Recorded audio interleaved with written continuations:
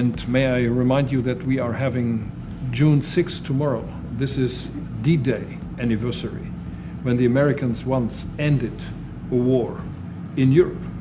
And I think this is in your hand in specific, in ours. That was not a pleasant day for you? No, that was not a pleasant... This was not a great in day. the long run, Mr. President, this was the liberation of my country from Nazi dictatorship. That's true.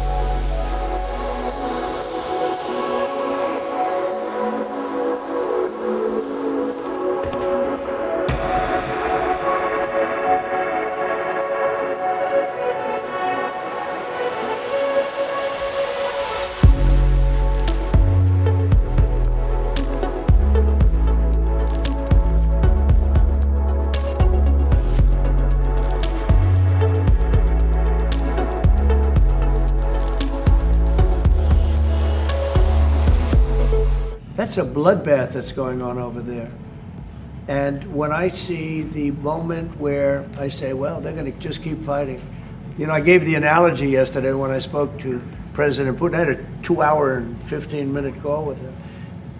Sometimes, and this is me speaking maybe in a negative sense, but sometimes you see two young children fighting like crazy. They hate each other and they're fighting in a park. And you try and pull them apart, they don't want to be pulled. Sometimes you're better off letting them fight for a while and then pulling them apart.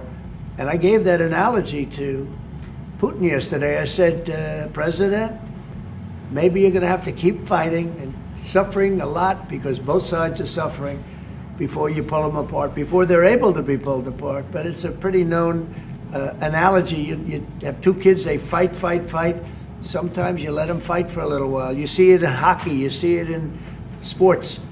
The referees let them go for a couple of seconds, let them go for a little while before you pull them apart. And maybe, and I said it, and maybe that's a negative because we're saying go, but a lot of bad blood. There's some bad blood between the two. I have to deal with it, and the Chancellor has to deal with it. It's incredible, the level of, there's a great hatred between those two men, but between the warring parties, great hatred.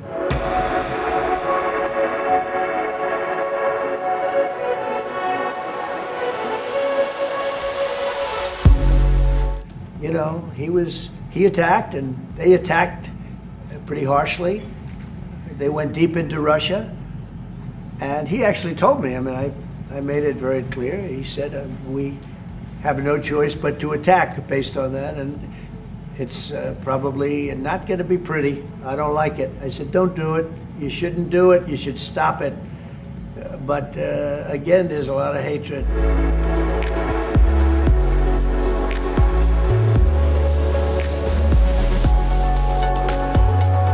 And we know what we owe you, but this is the reason why I'm saying that America is again in a very strong position to do something on this war and ending this war.